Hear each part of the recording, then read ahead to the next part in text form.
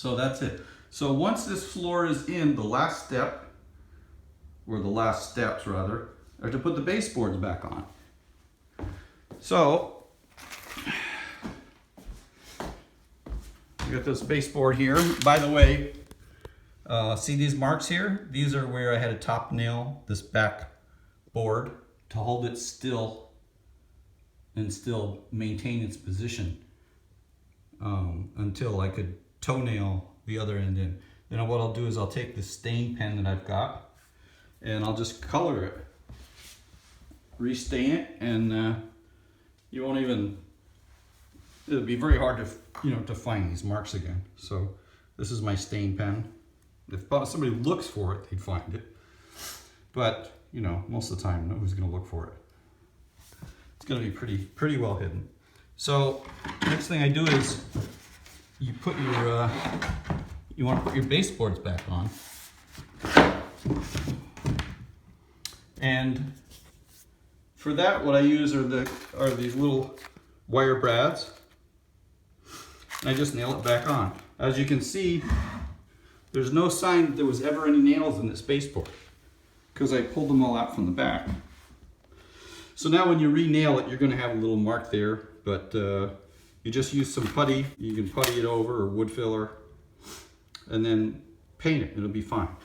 Now these wall boards don't really take any load. So it doesn't take much. You don't have to do much to tack them on. So I just use these wire brads and I tack them on. And then the last thing you do is caulk it. And the caulking kind of acts like glue too. It's also going to hold the baseboard to the wall. So what do I do for caulking? Well, I've been using this DAP. It's a latex caulk. And I use a dripless caulking gun. The dripless caulking gun, the way it works is when you let go of the trigger, it pops back, the piston pops back a little bit so that the caulk doesn't keep coming out, make a big mess. Last thing you need is a big mess. So there's plenty of videos on YouTube that show you how to caulk, and they're really good. It worked just fine. It was actually pretty quick, as you can see from the baseboards back in the other room at the beginning of this video.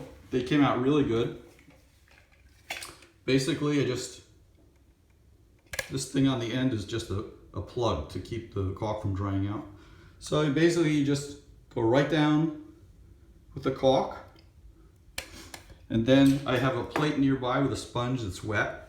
I use these latex rubber gloves, and then once I get the caulk on, I just take wet finger and just go like that. And it comes out smooth as silk, comes out beautiful. And if anything is over, I just use a wet rag and I clean it off because it's water-based caulk, so you can clean it up. But you definitely don't want, a big mess, which is why I use the dripless caulking gun. You don't want to have to clean more than you have to. The name of the game here is to put everything back in with as little damage and trouble as possible. So that's how that works. It worked great. So anyway, that's about it to removing and reinstalling your floor. Hope you have a good time. I hope your project comes out well.